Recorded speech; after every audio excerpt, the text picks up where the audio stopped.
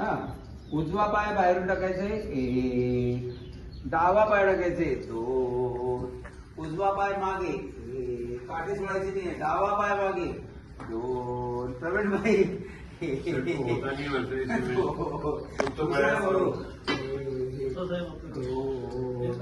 काठी पक्की पकडा 2, 1, 2.